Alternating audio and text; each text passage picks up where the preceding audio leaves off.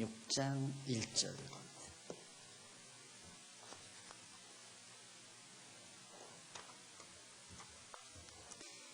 열국에 대하여 선지자 예레미야에게 임한 여호와의 말씀이라. 애굽을 논한 것이니 곧 유다왕 요시야의 아들 여호야김 제4년에 유브라데 하숫가 갈기미스에서 바벨론 왕 느부갓네살에게 패한 애굽 왕 바로느고의 군대에 대한 말씀이라. 2절까지 봉독했습니다. 그동안 우리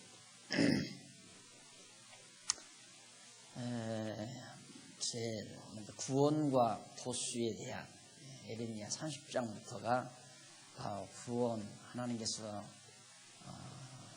유다 백성들을 구원하시고 또 보수의 원수를 갚아주실 것에 대해서 예언하는 내용 가운데 우선 구원에 대한 예언이 30장부터 33장까지였고요. 그 다음 이제 34장부터 44장까지가 패망과 예언 성취, 패망 예언과 성취. 패망한다는 예언을 하고 예언대로 바로 패망을 하는, 그러니까 구원해 준다고 하고 패망을 시키는 하나님의 섭리죠. 그리고는 이제 우리 세 번째로 보수를 통한 이론 내용입니다. 우리가 여기서 조금 정리하고 넘어갈 건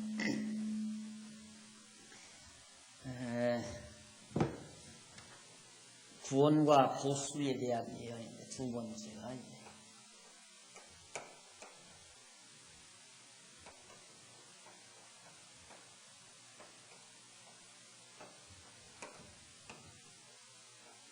애가까지. 첫 번째 이제 구원에 대한 예언이다. 그리고 두 번째가 구원에 대한 예언, 두 번째가 패망 예언과 성취.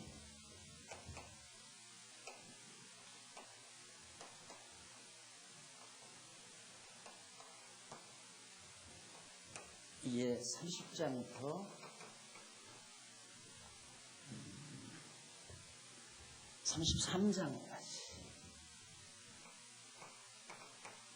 그리고 34장부터 그 이하 44장까지. 그리고 오늘 이제 공부하는 내용이 바로 회복에 대한, 보수 열방에 대한, 그러니까 보수를 통한 위로.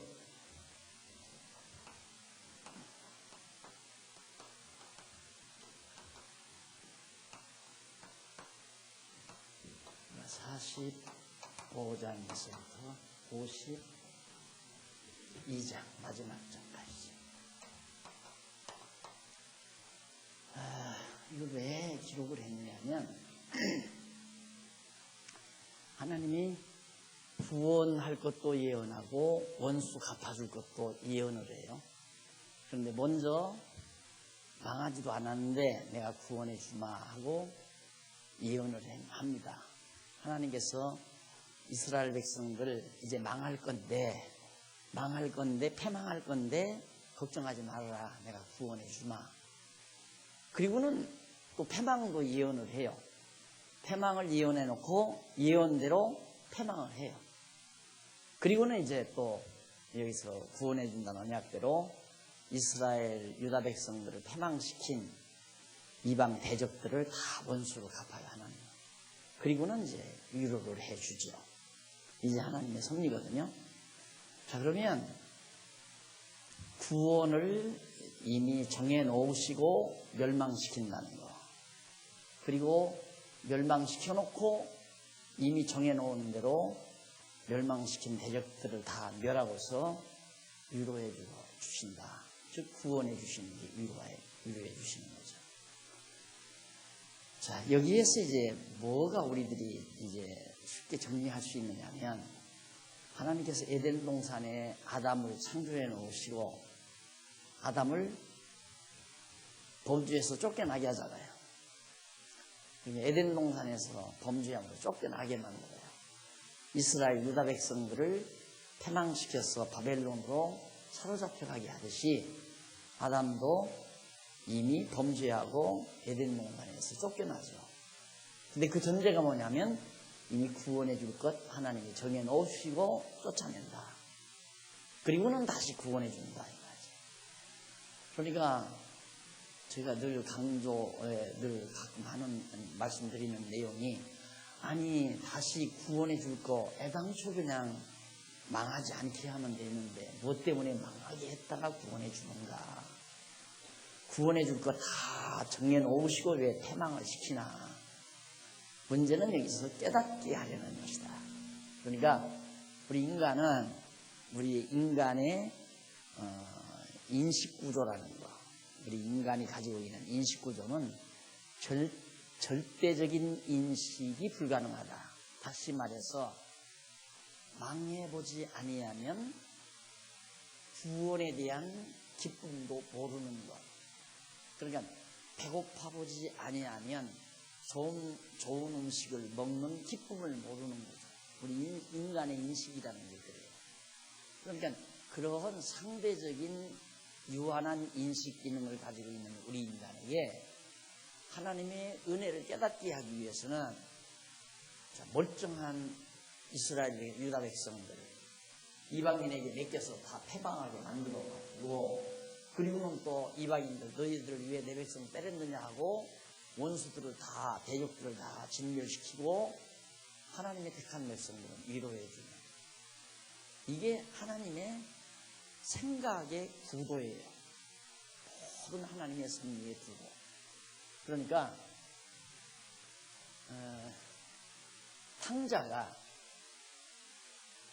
이 탕자가 아버지 집에 있잖아요. 아버지 집에 그냥 데리고 살면 되잖아요. 그렇죠? 나간다고 이러면 안 돼. 뭐로 나가느냐. 나가야 너 고생이다 하고 딱 아버지가 못 나가게 하면 되는 거예요. 그런데 이 탕자가 아버지 집이 좋고 아버지가 나를 얼마나 사랑한다는 걸 깨닫게 하기 위해서는 내보내는 길밖에 없어요. 탕자를 내보내요. 내보낼 때 아버지는, 탕자가 영영 아버지를 떠난다고는 안 내보냈을 거예요. 저놈을 반드시 저놈이 돌아온다는 확신, 아버지는 그 생각으로 내보내는 거죠. 나갔다 돌아오니까 탕자는 너무너무 감동스러운 거예요. 아버지가 너 돈 가지고 간 거 되겠니? 이거 묻지 않는 것만도 엄청 고마운 거예요. 그런데 오니까 막 끌어안고 금가락 찢겨주고 목욕시켜주고 새옷 갈아입혀주고 금가락 찢겨주고 막 송아지 잡아서 잔치를 베풀고 막 감동한 거죠. 그런데 왜 처음에 아버지 집 나가기 전에 아버지하고 같이 있을 때는 그런 감동이 없어요? 그게 우리 인간의 한계다. 우리들이 늘 감동과 기쁨이 있어야 되는데, 이런 과정, 나갔다 들어오는 과정이 없이는, 망했다가 다시 구원받는, 망했다가 구원받는 이런 과정이 없이는 그 기쁨을 우리 인간이 맛보지 못한다는 얘기죠.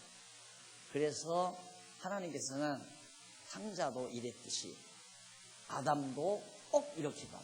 그냥 아담, 에덴 동산 얼마나 살기 좋아요. 죄도 없고 먹을 거 걱정도 없고 전쟁도 없고 시기 질투도 없고 참 좋은 곳입니다.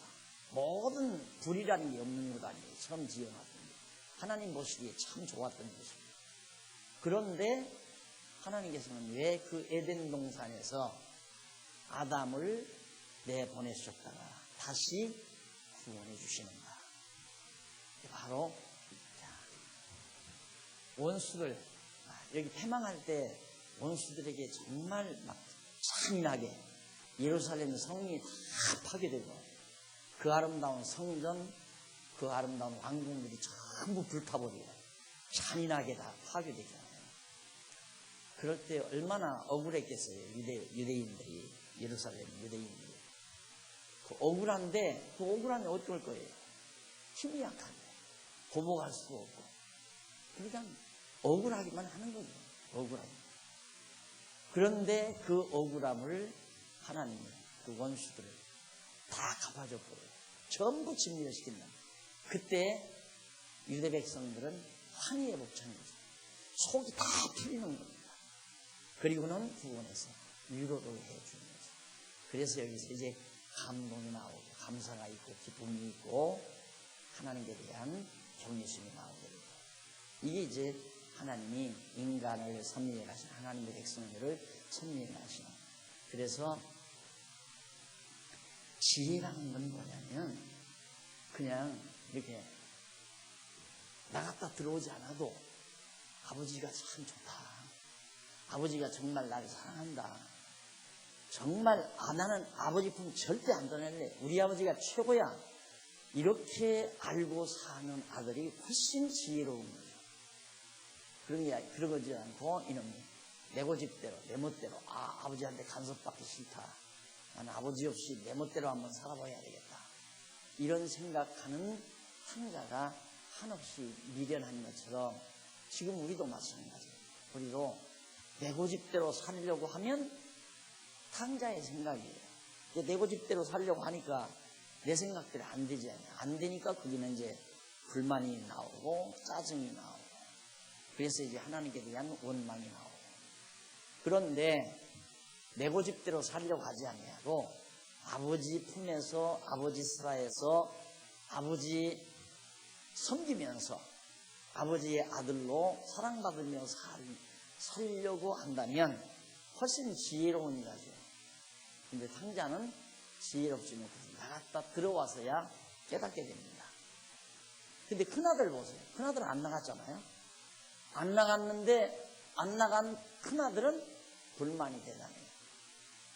그 탕자가 오랜만에 왔으니까 동생이 왔으니까 같이 기뻐해야 되는데 나는 아버지와 더불어 여지껏 아버지 섬기며 살았는데 나한테는 양새끼 한 마리 안 잡아주더니만 저 나쁜 놈 저 산 다 탕진하고 가서 나쁜 짓만 하고 다 병들어가지고 거지가 돼가지고 돌아오는 거 뭐가 좋아서 저놈 다 건강하게 해주고 좋은 방 내주고 목욕시켜주고 좋은 옷 입혀주고 그리고 소가지 잡아서 잔치를 베풀고 이게 큰아들이 불만하잖아요.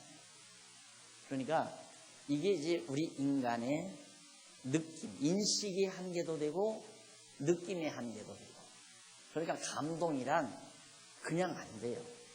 감동이란 반드시 경험을 해야 나오는 거죠.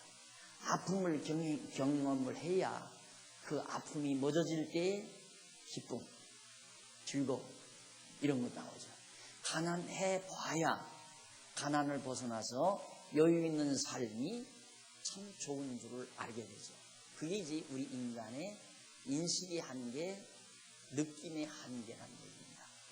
그러니까 하나님처럼 절대자로서 이렇게 겪지 않아도 하나님은 그냥 자충족 스스로 만족하고 사는 기능이 우리 인간에게 있다는 거지만 우리 인간은 피조물이기 때문에 그럴 수 있는 기능은 없어요.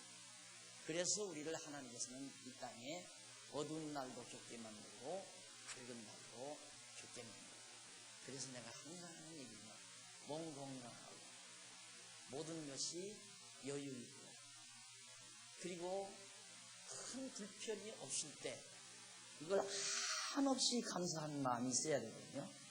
참 너무너무 감사하다. 이 마음이 들어가야 되는데 그런 상태에서도 왜 짜증이 나오냐 이 말이죠. 그게 위험한 거다. 그건 엄청난 위험. 그건 벌써 각오를 해야 돼요. 내가 이런 하나님이 이렇게 건강도 주시고 큰 질병도 없고 그리고 먹을 것 때문에 그냥 어디 깡통 들고 돌아다니는 것도 아니고 가정에 큰 우환이 있는 것도 아니고 그런데 왜 기쁨이 없고 감사가 없는가? 이게 위험합니다. 그럼 기쁨과 감사가 있게 하려면 판자처럼 나갔다 들어오든가 망했다 흥하든가 병들었다 낫든가 그 과정밖에 없잖아요. 그러니까. 그러니까 얼마나 위험한 거예요. 그래서 내가 항상 형통할 때 조심해라. 예, 한없이 감사하고 한없이 하나님 앞에 정말 감동하며 살아야 하는 거. 그게 지혜자예요. 불만 있을 수가 없잖아요. 지금도 이 땅에 지금 기아에서 죽어가는 인류가 하루에도 수만 명씩이란 말입니다. 그것도 큰 사람도 아니고 어린 것들. 부모스라에서 젖발이 어린 아이들이 기아에서 죽어간다고 합니다. 그냥 버린 적대다가 영양분이 없어가지고. 그런데 우리 너무너무 풍요로운 시대에 이렇게 살게 하는 것만도 욕심부리지 말고 너무너무 감사하다. 하나님 앞에 아무 요구할 것 없습니다 해야죠. 더 이상 요구 안 합니다. 만족합니다. 그만해도 족합니다. 이렇게 늘 마음의 평강과 기쁨을 가지고 살아야죠. 이런 원리를 우리가 분명하게 확인을 한다. 결국 이스라엘 백성도 얼마나 참 다윗 왕위에 올려보내놓고 솔로몬 해서 80년 동안 왕정 때 얼마나 부요하고 평강이 자리 잡았습니다. 전쟁도 없고 돈도 엄청 풍부했고. 그런데 그런 상태에서 하나님 찬양하지 않고 결국 솔로몬이 자기 쾌락을 추구하다가 우상이 들어온 뒤 하나님께서 그래도 200~300년 동안 기다리셨다가 바벨론에 지금 포로로 잡혀가서 다 패망하게 만드는 거거든요. 하나님이 많이 기다렸잖아요. 참아줬잖아요. 다윗 때부터 한 400년 되니까 솔로몬 이후 적어도 한 300년 남짓 하나님이 기다렸다가 바벨론에 의해서 다 망하게 한 거란 말입니다. 솔로몬이 해놓은 거 다 잿더미 만들어버리고. 그리고는 70년 만에 다시 이제 언약대로 구원을 해주는데 원수들을 다 예루살렘 불타고 헐어버리고 백성들을 끌어다가 죽이고 다 그렇게 그 왕 시드기야 왕 데리고 가서 눈다. 아들 다 보는데 아들들 다 자녀들 다 있는데 눈 다 빼버리고 그리고 짐승 끌고 가듯이 끌고 가고 바벨론. 그런데 하나님께서 전부 그 원수 보수에서 당했던 슬픔과 억울함을 위로하심으로 하나님께 찬양하는 결국 돌아와서 통곡했잖아요. 에스라 때 바벨론에서 에스라 따라가지고 돌아와가지고 그 잿더미가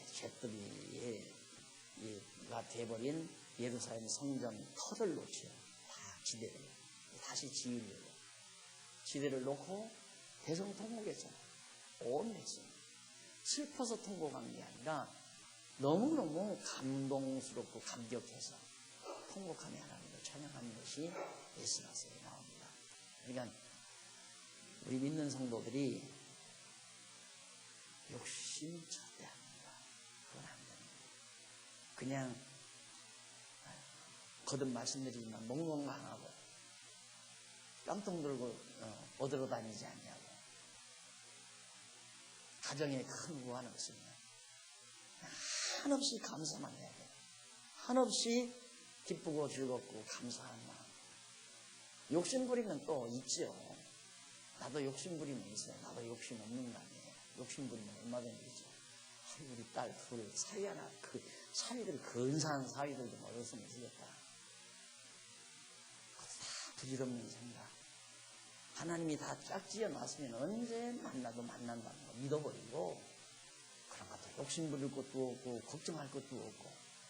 그래서 이것들을 건강하게 직장생활 잘하는 것만으로도 지금 직장 없이 노는 애들이 얼마나 있어요. 매일 밥 먹고 그래도 직장 가는 모습 뒷모습 바라보면 흐뭇하잖아요. 대견스럽고 그걸로 감사하고. 근데 거기다가 어디 그냥 근사한 사위감이 하나 얻었으면 좋겠다. 이런 욕심 부리면 감사한 생각 싹 사라져 버리죠. 그래서 제가 이 내용을 이런 깊은 내용이 이렇게 30장부터 지금 우리가 45장 공부할 거거든요. 적어도 15장 이상 내용을 이렇게 52장까지는 거의 약 한 20장 20장 내에 이런 하나님의 그 선지의 규도가 나오잖아요. 그러니까 많을수록 깊어요. 그 의미가 좁을수록 옅고 내용이 짧을수록 옅고요. 내용이 많을수록 그 속에 깊이 있는 뜻이 담겨있다. 너무 분명하니까. 이게 선지서의 모든 구도가 다 그래요. 이사야서도 때리시고 싸매시고, 그 다음 예레미야 흩으시고 먹으시고, 그죠? 그리고 에스겔 헐으시고 세우시고, 예루살렘 성전 헐고 세우시고, 다니엘 전부 멸하시고 다시 세우시고, 전부 하나님이 망하겠다. 그게 하나님의 기본 섭리의 원리이기 때문에 그렇습니다. 그래서 마음에 짜증이 나고 불만 나오는 것처럼 이 신자들이 무서운 일은 없다. 하나님께서 그 불만 없애게 하려면 한 번쯤은 탕자처럼 내보냈다가 돼지우리 한번 갔다 와야 된다는 돼지우리 생각나는 정신이 걱정나겠죠. 한번 꼭 기획을 하시면 되겠습니다. 그 다음 그러면 우리 본문 한번 보십시다. 우선 46장부터 이게 뭐예요? 뭐가 잘못되어 있죠? 제가 보겠습니다. 46장부터입니다. 46장. 자, 그럼 46장부터 이제 거기 나오는데, 잘못된 거 아니? 맞죠? 성경 개론이 잘못된 거. 46장부터인데, 46장부터 49장까지는 열방. 그래서 46장부터 49장. 46장부터 49장. 열방이면, 여기서 열방이면, 그 원수의 오야봉, 원수의 우두머리는 바벨론이죠. 바벨론이 많은 이제 자기 치하에 뒀으니까 그 주변 모든 나라들을 바벨론 제국이 자기 치하에 다 둬버렸습니다. 그러니까 우선 그 바벨론 치하에 있는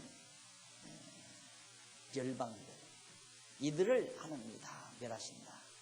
그 다음 이제 50장부터 그 다음 52장까지. 이건 두말하는 이제 대장 바벨론이죠. 바벨론을 명한다. 그러니까 원수 대장도 멸하고 원수들의 그 부대들도, 원수들의 무리들도 다 멸해버리고, 이들이 전부 예루살렘에 들어와서 전부 다 불처지르고 다 파괴시키는 자들이거든요. 그 내용이 바로 지금 46장부터 계속됩니다. 우선 먼저 열방에 대한 보수 내용이 34장 4페이지에 나오는데 5734페이지 46장부터 49장 그 내용 가운데 46장은 애굽에 대한 겁니다. 애굽을 멸하여 보수해 주실 것을 예언하는 내용. 애굽. 예. 애굽도 사실은 우리 지난번 배웠지만 예루살렘 패망하기 전에 예루살렘 패망할 무렵에 바벨론이 와서 에워싸고 일부 잡아가니까 그 나머지 사람들이 우리 여기 있으면 죽는다. 그래서 이제 예레미야에게 한번 하나님께 물어보라고 그랬잖아요. 우리 여기에 그냥 있어야 되는 건지 여기서 도망을 가야 되는지. 그죠? 어떻게 하든지 하나님께서 예레미야를 통해 하시는 말씀대로 우리가 순종할 테니까 좀 하나님께 물어봐 달라. 그래서 예레미야가 하나님께 말씀을 이렇게 보고를 하니까 하나님께서 예레미야를 통해서 절대 애굽으로 도망가면 죽는다. 그냥 예루살렘 유대 땅에 머물러 있어라. 그렇게 하나님께서 가르쳐 줬는데도 그 지도자 한 놈이 너 바벨론 림을 먹고 너희들이 몽땅 바벨론한테 사로잡아 가게 하려고 못 도망가게 하는 거 아니냐. 그렇게 억지소리 해가면서 애굽으로 도망갔단 말입니다. 애굽으로 도망가는데 애굽이 그러고 살려주는 애굽도 철천지였죠. 애굽은 이스라엘 민족의 초기부터 노예로 삼아가지고 400년 종살이 시켰잖아요. 그걸 그들의 역사 속에 늘 뇌리에 남아있죠. 이야, 저놈들 정말 과거 우리나라, 우리 애굽에 종로로 다른 놈들인데 저놈들이 어떻게 저기 가서 저렇게 나라를 세우고 살아. 잘 돼도 시기하고 못 돼도 저놈들을 언제든지 잡아다가 또 노예를 시켜야지. 이런 생각할 거 아니겠어요? 그런데 이 바보처럼 유대인들은 애굽을 의지하려고 어리석은 생각을 한 거란 말이다. 그런 건 애굽이 열방 가운데 이 애굽도 이미 바벨론 수하에 다 들어가지만은 애굽도 원수죠. 그래서 46장에는 애굽에 대한 보수 내용이 나옵니다. 애굽을 멸해준다. 그래서 거기 46장 1절로 12절까지는 애굽의 수치를 증언하면서 보수를 위해 멸할 것을 애굽 수치 당하게 하겠다. 그리고 다 멸망시키겠다. 35페이지 위에 나오죠. 위에 보면 끝부분에 뒷부분에 그 내용 가운데 1절로 12절 그 다음 그 밑에 13절로 26절 애굽이 패망하는 까닭과 상황 및 대상에 대해서 왜 애굽이 패망하는가, 그 이유가 뭐고 어떤 상황으로 망하는가, 그리고 그 대상 누구가 망하는가에 대해서 구체적으로 예언합니다. 그리고 27절로 28절은 야곱을 포로에서 구원해서 아주 멸하지 않을 것을 예언합니다. 자, 애굽은 이렇게 망하지만은 야곱 자손, 이스라엘 자손만은 아주 멸망시키지 않는다. 남겨서 다시 구원해 주겠다는 약속을 해줍니다. 이런 것들이 모두가 다 모세의 언약에 의해서 다 이루어지는 거죠. 그 밑에 보면 나오죠. 그 밑에 신명기 32장 35절 40절로 43절에 나오는 얘기입니다. 모세를 통해서 이스라엘 자손에게 언약하신 말씀에 근거를 두고 애굽의 멸망을 예언하는 겁니다. 그러면 46장 1절로 12절에 애굽의 수치를 증언하면서 보수, 원수를 갚아줄 것을, 보수를 위해서 멸할 것을 예언하는 내용인데, 넘어가서 1절로 6절 보면 36페이지 조금 위에 쪽으로 보면, 중간에서 위에 쪽으로 보면 1절 6절 나오죠. 에레미야 선지자가 바벨론 군대에게 패하는 애굽 왕 군대의 수치스러운 모습을 증언합니다. 너 애굽에서 열방장 중에 우선 애굽이 망한다는 거거든요. 애굽이 망하는데 이게 46장의 내용이에요. 어떻게 멸망시키는가? 애굽을 바벨론에 의해서 멸망시키겠다. 지난번 제가 지리적으로 설명을 해드렸죠.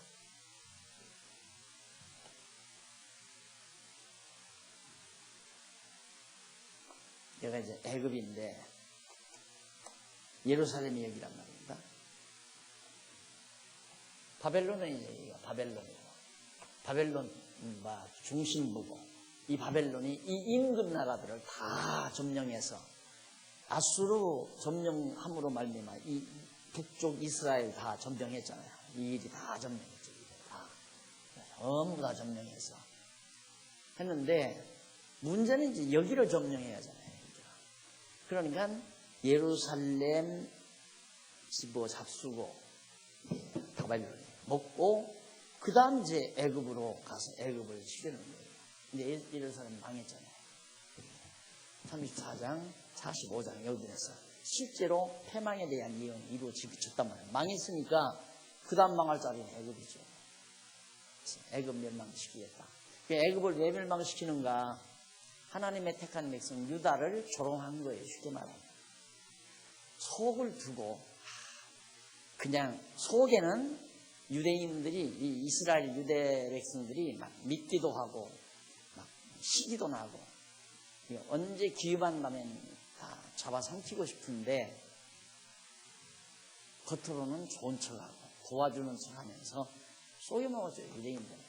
그러니까 유대는 여기서 쳐들어오니까 이쪽 의지하면 살 줄로 알고 계속 애굽을 의지하다가 결국 애굽에게 톡톡이 당했기 때문에 하나님께서 저런 못된 애굽에 대한 원수를 하나님이 갚아주겠다. 그게 바로 지금 1절로 6절에 나오는 내용입니다. 근데 거기 조금 보면요, 1절로 6절 사이 조금 보면 3절 한번 보십시다. 3절. 너희는 큰 방패, 작은 방패를 예비하고 나가서 싸우라. 이게 바벨론 왕 느부갓네살에게 하는 얘기거든요. 4절. 너희 기병이여 말에 안장을 집어 타며 투구를 쓰고 나서며 창을 갈며 갑옷을 입으라. 하나님께서 바벨론 군대에게 명령하는 거예요. 그러니까 이게 바벨론은 세상 나라 아닙니까? 바빌로니아 제국. 온 세상 모든 나라들을 하나님께서 다 명하셔서 전쟁도 일어나고 평화도 이루어지고 하나님의 명령에 따라. 5절 여호와께서 가라사대 내가 먼저 그들이 놀라 물러가며 그들의 용사는 패하여 급히 도망하여 뒤를 돌아보지 아니하면 어찌 믿고 두려움이 그들의 사방에 있음이로다. 온 사방에서 서들어가니까 꼼짝 못하고 두려워한다. 6절 발이 빠른 자도 도망하지 못하며 용맹 있는 자도 피하지 못하고 그들이 다 북방에서 유브라데 하숫가에 넘어지며 엎드러지는도다. 저 나일이란 애굽의 나일강이죠. 그 나일강이 창이람과 강무로 흉용함 같은 자 누구뇨. 애굽의 나일의 창이람과 강무로 흉용함 같도다. 그가 가로되 내가 일어나 땅을 덮어 성읍들과 그 거민을 멸할 것이야. 애굽을 다 하나님이 진멸하겠다. 말들이 달리며 병거들이 급히 동하라. 용사여 나오라. 방패 잡은 구스인과 붓인과 이게 애굽 주변의 남방 동남방쯤 쪽에 있는 나라들입니다. 구스와 붓. 활을 당기는 루다민이여 나올지니라 하거니와 그날은 주 만군의 여호와께서 그 대적에게 원수 갚는 보수이리라. 칼이 배부르게 삼키며 그들의 피를 가득히 마시리니 주 만군의 여호와께서 북편 유브라데 하숫가에서 희생을 내실 것입니다. 그때 다 북편 하숫가에서 멸하신다. 처녀딸 애굽이여 길르앗으로 올라가서 유향을 취하라. 네가 많은 의약을 쓸지라도 필요 없고 아무 효과가 없고 낫지 못하리라. 네 수치가 열방에 들렸고 또 네 부르짖음은 땅에 가득하였나니 용사가 용사에게 부딪혀 둘이 함께 엎드러졌습니다. 그 구수인이나 붓사람 같은 사람들은 애굽이 강할 때는 철저한 우방이었어요. 철저한 우방.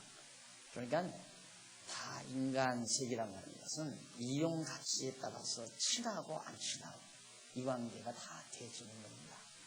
그런데 내가 약해져 버리면 그 본색이 다 드러나는 거죠. 이제 애굽이 일단 바벨론에게 망하게 되니까 그렇게 우방처럼 좋아했던 자들이 도리어 원수가 되어버립니다. 아주 인간이라는 것이 정말 하나님의 말씀에 의해서 정화되지 않으면 참 인간처럼 간교하고 간악한 존재가 없어요. 그래서 사람을 알아보려면, 친구를 알아보려면 내가 망해봐야 알고, 내가 약해봐야 알고, 내가 병들어봐야 알고, 내가 약하고 병들었을 때 정말 가까이 해주는 자, 그 친구가 진정한 친구고, 그런 관계가 진정한 인간관계예요. 내가 힘있고 내가 능력 있을 때 가까이 하는 거야 누가 못하겠어요. 그래서 애굽도 부스나 구수 이런 부스인이나 붓인과 같은 이런 사람들. 그 다음 제 46장 13절로부터 26절에 보면 애굽이 패망하는 까닭과 그 상황 및 대상에 대해서 하는 얘기인데, 우선 13절로 17절 보면 이쪽 39페이지 애굽 사방이 바벨론 군대의 침입으로 왜 패망하는가, 패망하는 까닭에 대해서 말을 합니다. 13절 바벨론 왕 느부갓네살이 와서 애굽 땅을 7일에 대하여 선지자 에레미야에게 이르신 여호와의 말씀이라. 느부갓네살 왕이 애굽을 칠 것에 대해서 여호와께서 말씀했는데, 너희는 애굽에 선포하며 믹돌과 놋이 이제 애굽의 도성이거든요. 믹돌이나 그 다음 다바네스도 마찬가지고 이런 애굽의 도성들에게 선포하여 말하기를 너희는 굳게 서서 예비하라. 내 사방이 칼에 삼키웠느니라. 다 사방이 칼로 전쟁으로 망한다 이 말입니다. 15절 너희 장사들이 쓰러지면 어찌미뇨 그들이 서지 못하면 여호와께서 그들을 몰아내신 연분이라. 그가 많은 자로 넘어지게 하시며 사람이 사람 위에 엎드러지며 이르되 일어나라 우리가 포악한 칼을 피하여 우리 민족에게로 우리 고토로 돌아가자 하며 거기서 부르짖기를 애굽 왕 바로가 막하였도다. 그가 시기를 잃었도다. 결국 그들이 패망하는 까닭은 여호와께서 그들을 몰아내기 때문에 패망한다. 망하는 것 하나님이 망하게 하셔야 망한다는 걸 알 수 있죠. 결국 사람들은 그러나 뭐라고 그러냐면 결국 애굽이 시기를 놓쳤다. 반격할 수 있는 시기를 잘 포착했어야 되는데 이게 전술에 의하면 그 시기 포착 아주 중요하게 생각을 하죠. 그러니까 인천 상륙 작전을 통해서 이제 완전히 남한이 회복이 됐는데 아주 메가더가 아주 시기를 잘 포착했다. 인간적으로 이렇게 생각이 되죠. 참 시기 잘 포착했다. 그런데 그게 다 하나님께서 역사를 이끌어가기 위해서 그렇게 생각을 갖게 하고 역사하도록. 애굽도 망하게 하나님께서 했는데 하나님이 망했다고 하는 게 아니라 애굽이 시기를 놓쳐가지고 망했다 이렇게 말한다는 게 이제 인간들은. 그 다음에 이제 18절로 22절 40페이지에 보면 위에서 네 번째 줄 애굽이 반드시 바벨론 군대의 침입을 받아 패망하는 상황, 어떻게 패망할 것인가, 패망하는 상황에 대해서 18절부터 나온다. 만군의 여호와라 이거는 왕이 가라사대 나의 삶으로 맹세하노니 그가 과연 산들 중에 다볼같이 해변의 갈멜같이 오리라. 애굽에 사는 딸이여 너를 위하여 포로의 행리를 준비하라. 노비 황무하며 불에 타서 거민이 없을 것입니다. 애굽의 도성 노비라는 도성이 다 불타버리고 만다.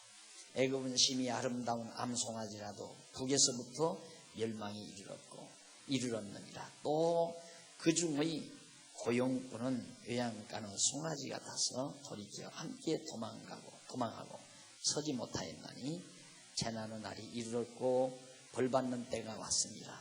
애굽의 소리가 뱀의 소리가 들리니 이는 그들의 군대가 벌목하는 자같이 도끼를 가지고 올 것입니다. 바벨론 군대들이 도끼를 가지고 달려든다. 나 여호와가 말하노라. 그들이 황충보다 많고 엄청난 바벨론 군대들이 인해전술로 몰려오는 거죠. 그 수가 어느 정도인지 계수할 수 없을 정도. 숲을 다 베버리고 전쟁에서 고대 전쟁에서 산에 숲풀이 많으면 어렵죠. 이북에서 저렇게 조림을 안 하는 것도 저 하나의 전술이죠. 우리는 그런 거 생각 안 하고 막 조림해서 이렇게 울창하게 지금 하지만 이게 만약에 전쟁이라면 우리는 불리합니다. 사실은 전술에서. 여기서는 전쟁이라면 산 불나 쳐질러버리고 그래서 오늘 아침 딱 보니까 막 휴전선 그 안에 불이 3군데나 한꺼번에 났다고 해서 기분이 묘하더라니까. 전쟁하는데 불부터 지르잖아. 우리나라 같은 경우는 만약에 정말 하나님께서 막아주니까 전쟁이 나더니 가을쯤 막 습기가 없을 때 그때 와서 뭐 여기저기에서 불쳐지려고 온 나라가 습대가 되는 거죠. 그리고 뭐 땅속에 완전히 가스만이 다 묻혀져 있는데 이것은 진짜 하나님 의지 안 하고 불안해서 못 살아요. 불안해서. 네. 블레셋 사람들이 아니 바벨론 군대들이 이제는 막 도끼를 가지고 와서 모든 살림들을 다 찍어버리고 그래서 이제 수치를 당한다. 25절 남한군의 여호와 이스라엘의 하나님이 말하노라 보라 내가 노의 아몬과 바로 애굽과 애굽 신들과 왕들 곧 바로와 및 그를 의지하는 자들을 벌할 것이라. 내가 그들의 생명을 찾는 자의 손 곧 바벨론 왕 느부갓네살의 손과 그 신하들의 손에 붙이리라. 그럴지라도 그 후에는 그 땅이 여전히 사람 살 곳이 되리라. 여호와의 말입니다. 애굽이 완전히 바벨론에 의해서 전부 다 벌목되고 다 멸절되지만은 이 지역이 하나님이 약속을 해요. 그래도 여기는 폐허가 되지 아니하고 사람이 살 곳이 된다. 사람이 산다. 지금 현재는 사람 살잖아요. 하나님의 약속대로. 그런데 지난번에 이제 바울의 그 선교 감사했지만 그렇게 큰 도성들이 시가지들이 사람이 안 살아요. 다 파괴돼요. 하나도 사람이 안 살아요. 그런 걸 보면 전쟁에서 망하고 완전히 한 도성이 없어져 버리는 그 이제 땅속에 묻혀져 버리고 그래서 이제 고고학자들이 자꾸 발굴해내잖아요. 몇 년 전에 없었던 새로운 도성들의 터가 새롭게 발견이 나타나는 이런 것들이 이제 성경에 보면 어디에 무슨 성이 있었다 이 부분 같다. 그럼 이제 그 부분에 가서 이제 고고학자들이 발굴하는 겁니다. 그럼 이제 땅속으로 파들어가면 거기서 진짜 이제 성터가 나오고 왕궁터도 나오고 그래서 그런 것들이 많이 나오는데 사람이 한번 이 당시에 이렇게 망하면 사람이 안 사는 게 정상이거든요.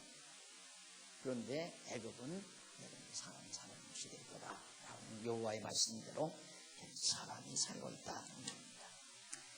자, 그 다음 이제 46장 27절로 28절 42페이지 야곱을 포로에서 구원해 아주 멸하지 않는다고 예언하는 겁니다. 내 종 야곱아 두려워 말라. 이렇게 바벨론이 애굽을 쳐서 다 멸한다 해도 야곱 내 백성아 너희는 두려워하지 말라. 이스라엘아 놀라지 말라. 보라 내가 너를 원방에서 구원하며 먼 지방에서 다 구원하고 내 자손을 포로된 땅에서 구원하리니 야곱이 돌아와서 평안히 정혼히 거할 것이라. 먼 지역이 전부 이런 데 다 퍼졌잖아요. 갈대아 땅 이 지역에 여기저기 흩어져서 이렇게 사는데 너희들 애굽이 바벨론에 의해서 망하는 걸 보고 두려워할 것 없다. 사실 두려워할 거 없죠. 왜냐하면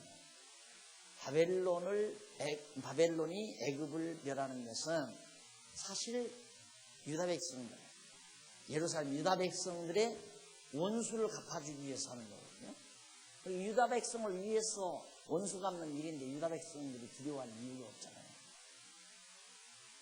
그러니까 사실 유다 백성은 하나님의 선민이고 택한 백성이기 때문에 이 시대의 이 역사, 이게 인류 발상지 아니에요? 우리 초등학교 때 다 배우죠? 인류 발상, 4대 인류 발상이에요. 유브라데스 강, 티그리스 강, 이게 고대 더 가장 오래된 거. 그 다음 에집트 나일 강이고, 그 다음에 요 밑에 인더스 강이고, 그 다음에 이제 동쪽으로 와서 중국의 황하이고, 이 4대 발상이 있지 않습니까? 그게 요가 아주 최초의 인류 발상인데 이 지역에서 일어나는 모든 역사가 결국 유다 백성들, 이스라엘 유다 백성들을 위한 하나님의 역사성이었음을 우리가 알 수 있죠. 자, 그런 것처럼 오늘의 세계 역사도, 이 모든 세계 역사도 하나님의 백성들을 위해서, 교회를 위해서 세계 역사가 진행된다는 것은 두말할 것 없는 겁니다. 두말할 것 없이 교회를 위한 세계 역사라는 것. 그러니까 세계가 아무리 요동치고 난리를 쳐도 그것은 하나님께서 교회를 통해서 일하시고자 하시는 하나님의 뜻을 이루어가는 것이기 때문에 교회는 두려워할 것이 없다는 얘기와 같은 말이 되겠습니다.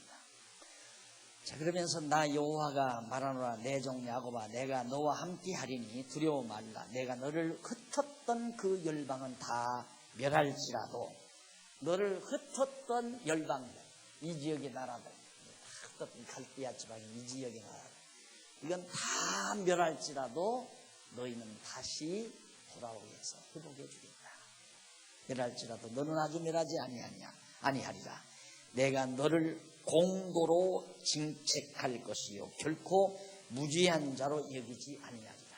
예, 공도, 바른 길로, 공적인 바른 길로 너희들을 징책한다. 때려서 책망하겠다. 징계하겠다. 그러니까 너희들이 하나님 잘 경외하고 섬기며 여호와를 섬겨야 되는데 우상 섬기고 이방신 섬기며 살았으니까 그거에 대한 매맞음은 맞아야 된다. 매는 맞아야 된다. 그러나 너희들 절대 아주 멸하지 않겠다 하는 약속을 해주고 계십니다. 그래서 공도란 말이 제일 밑에 나오죠. 밑에 두 번째 줄 앞부분에 보시면 공도 42페이지 제일 밑에서 두 번째 줄 앞에 공도라는 말은 히브리 원문으로 미스파트라는 말이에요. 이는 판결 또는 율법, 결정 등을 뜻하는 겁니다. 그러니까 이미 하나님께서 정리해 놓으신 그 길로 너희들을 반드시 인도해 가겠다. 자, 그 다음 두 번째는 47장에서 48장까지 나오는데, 자, 애굽 멸했죠? 애굽을 하나님께서 원수 갚았어요. 열방 중에 지금 애굽 하나 갚았는데, 그 다음에 47장부터는 블레셋이죠. 그래서 블레셋과 모압. 블레셋은 여기 아니에요? 여기. 바로 이스라엘 예루살렘 언저리에 위치하고 있는 블레셋이 아주 초기부터 아주 고약합니다. 아브람이 여기 왔을 때부터 블레셋은 원수였습니다. 아브람을 얼마나 골탕먹이고 그랬는데 결국 애굽에서 내려갔다가 돌아왔을 때도 블레셋이 얼마나, 그 사울왕 때 블레셋이 쳐들어와가지고 블레셋 장군 골리앗하고 다윗이 격투에서 다윗이 이겼잖아요. 이 블레셋은 철천지 원수죠. 유대인에게. 블레셋하고 그 다음에 이쪽에 좀 모압. 이게 다 예루살렘을 중앙에 놓고 조금 멀리는 애굽, 그 다음 가까이 있는 블레셋, 요 밑에 에돔, 모압, 암몬, 그 다음 아람, 아수르, 바빌로니아, 바벨론, 이런 나라들이 전부, 그러니까 뭐 두로, 시돈, 이런 나라들이 뺑 둘러 대적들이 우겨 쌓여있잖아요. 시편 기자가 그래서 대적들이 우겨 쌓일지라도 나는 두렵지 아니하나이다. 대적들이 저렇게 전부 위에 쌓달지라도 하나님이 나와 함께 하시기 때문에 나는 두려움이 없나이다 라고 시편 기자가 하나님을 찬양하는 내용이 나옵니다.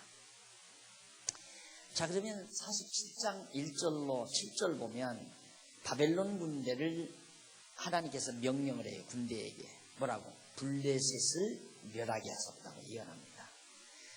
바로가 가사를 치기 전에, 거기 나와요. 바로가 가사를 치기 전에 블레셋 사람에 대하여 선지자 에레미야에게 임한 여호와의 말씀이라. 바로는 애굽 사람이죠. 애굽이 블레셋을 치려고 했어요. 그러니까 이게 강대한 나라끼리 얼마나 쟁탈전이 셌습니까? 당연하지. 애굽은 블레셋 먹고 예루살렘 먹고 차근차근 사마리아 먹고 자, 아람 등등 모압 먹고 그 다음 이제 힘 모아서 바벨론 치고 싶은 뭐 당연한 거 아닙니까? 이런 기본적인 생각은 역사 이래로, 인류 초기 이래로 변하는 게 똑같아요. 지금도 마찬가지죠. 일본은 언제나 이제 한국 땅 이거 먹어버리나, 이거 다 먹어버리고, 그 다음 만주 먹고, 중국 먹고, 그래서 이 대륙에서 한번 큰 소리 치고 살고 싶은 생각, 그거 가지고 있고요. 그 다음 미국, 뭐 당연하지. 미국도 역시 그냥 자기들끼리만 그렇게 살려면 저렇게 막 유럽은 막 번창하고, 그렇게 되고, 또 유럽이 단결을 하고, 아시아가 일어나오니까 불안하잖아요. 자기네들 200~300년 동안 참 전쟁 없이 200~300년 동안 이렇게 산 나라는 그 근대에 설립된 미국으로서는 참 행운하죠. 자기네들 내전이 없었잖아요. 참 잘 먹고 잘 살았는데 불안하잖아요. 유럽이 이제는 막 자기들끼리 경제불능 만들어가지고 유로화 만들어서 달러하고 막 견주어가고 그다음 아시아권이 이렇게 단합을 해서 막 중국이 막 일어나고 인도가 일어나고 불안한 겁니다. 일본 있죠. 근데 일본은 어떻게 자기 수하에다가 지금 잘 품고 있는데 이것도 불안한 거예요. 얼마나 약삭빠른데 일본 사람들. 이 사람들이 왜 그걸 모르겠어요. 그러니까 살살 달리면서 이렇게 해서 이제 한국도 어떻게 좀 안 놓아보려고. 그래서 김정일이한테 저렇게 그냥 매달리잖아요. 어떻게 좀 잘 떠들여서 자기 편만 들려. 중국은 또 안 놔주려고. 중국은 김정일이가 자기 편인 줄 알고. 또 중국은 중국대로 우리 대한민국 어떻게 잘 좀 해서 자기 편 만들어가지고 그 다음 자기 치하에 다 집어넣으려고 이렇게 생각을 합니다. 역사 이래 그건 인간들이 언제나 가지는 생각이에요. 그래서 항상 세상이 어지럽고 시끄러운 법입니다. 그런 틈바구니에서 우리 약속의 백성으로 우리가 살아가면서 그런 거 인간적으로 생각하면 참 불안하고 정말 마음의 평안을 얻을 수 없지만은 하나님 의지하는 마음 때문에 역사는 어차피 하나님이 주관해 가는 거니까 아무리 약하다 할지라도 하나님이 보호하시면 다윗이 비록 혼자였지만 하나님이 함께하시니까 강대한 블레셋 장군도 하나님께서 다 멸해서 승리케 하시던 하나님이 우리의 주가 되신다는 사실 때문에 우리는 그래도 이 불안한 실제적으로는 불안한 현실이지만 마음의 평안을 유지할 수가 있다는 내용입니다. 자, 그래 바로가 블레셋 사람에 대해서 선지자 예레미야에게 하신 말씀인데 뭐라고 했냐면 2절 여호와께서 이같이 말씀하시되 보라 물이 북방에서 일어나 창이라는 시내를 이루어 그 땅과 그 중에 있는 모든 것과 그 성읍과 거기 거하는 자들을 엄몰시키리니 사람들이 부르짖으며 그 땅 모든 거민이 애곡할 것이라. 힘센 것을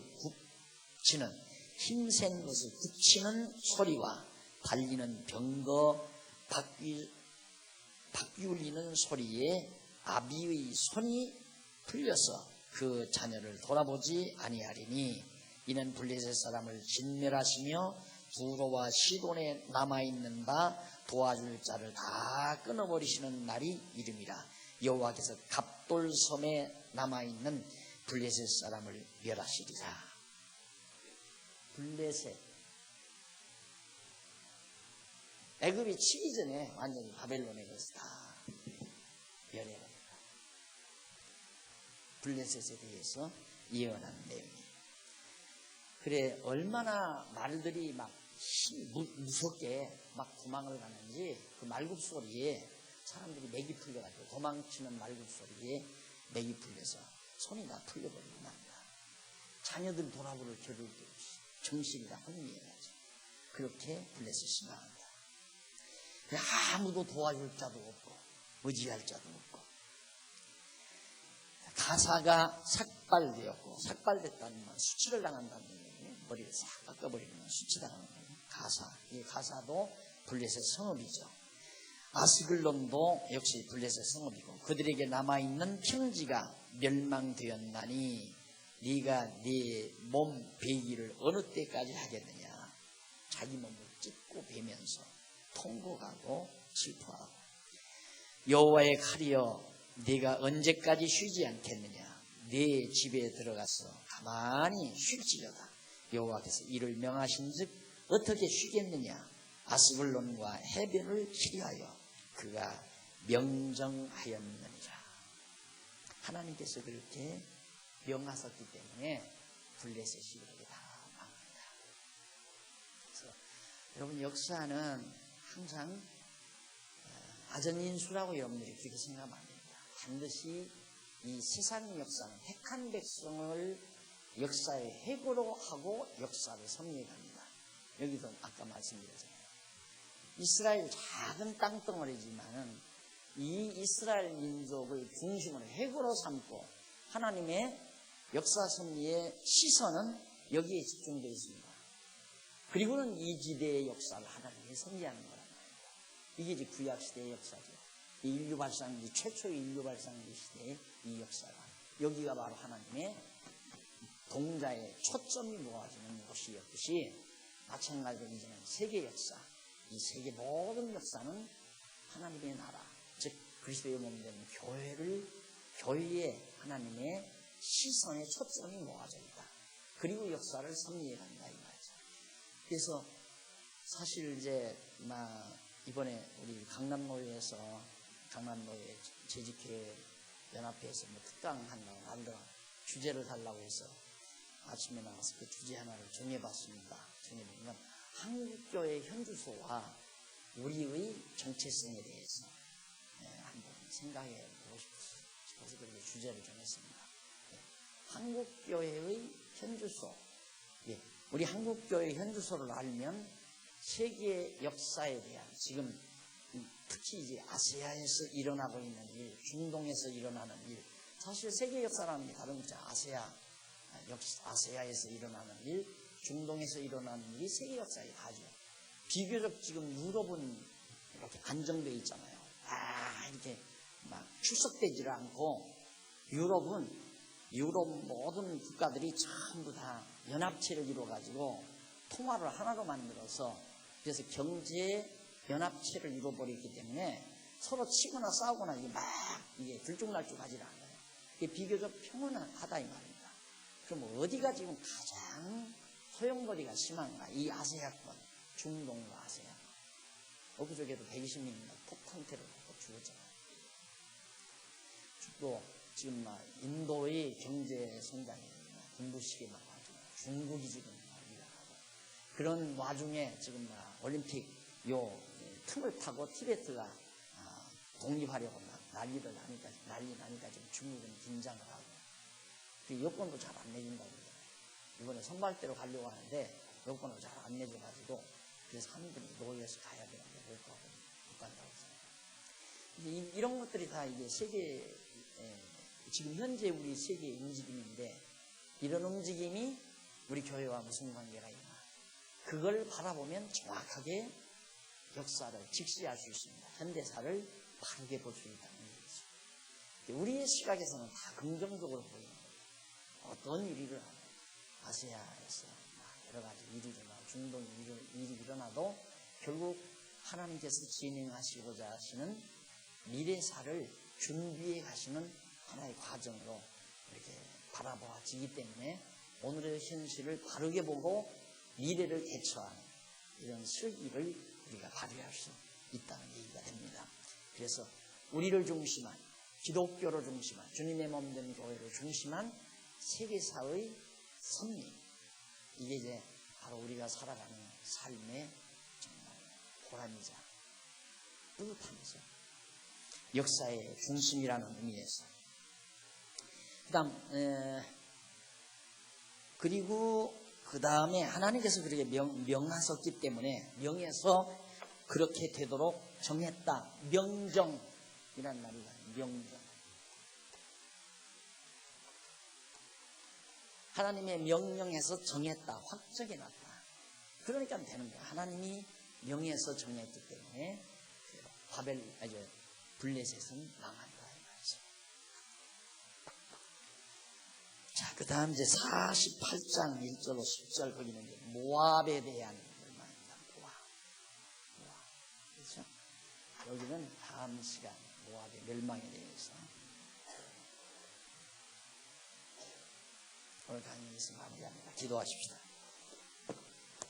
나라들의 흥망성쇠를 홀로 정하신 뜻에 따라 주관하시는 여호와 하나님의 권능을 저희들이 다시 한번 오늘 또 예레미야 선지서를 통해서 살펴봤습니다.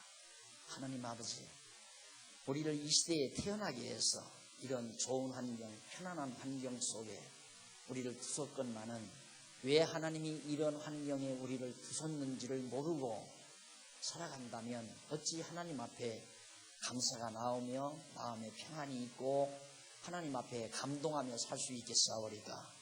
하나님 아버지여, 오늘 우리를 좀 더 슬기롭고 지혜롭게 해주셔서 오늘의 현실을 한없이 하나님 앞에 감사하며 감동 잃지 않고 살아가는 슬기와 지혜를 주시옵소서. 우리 주변에서 이 아시아 지역에서 중동 지역에서 심상치 않은 일들이 아무리 벌어진다 할지라도 두려워하거나 떨지 말게 하시고 하나님께서 어차피 주님의 몸된 교회에 내일을 예비하기 위한 역사 섭리임을 우리들이 깨닫고 소망 중에 하나님의 뜻을 기다릴 줄 아는 슬기와 지혜를 우리 모두에게 허락해 주시옵소서. 어두운 밤길 돌아가는 길도 하나님 동행해 주시고 어떠한 환경 어떠한 처지에 있든지 범사에 감사하며 사는 귀한 영들 삼아 주시옵시기를 비옵고 예수님의 이름으로 기도드립니다. 아멘.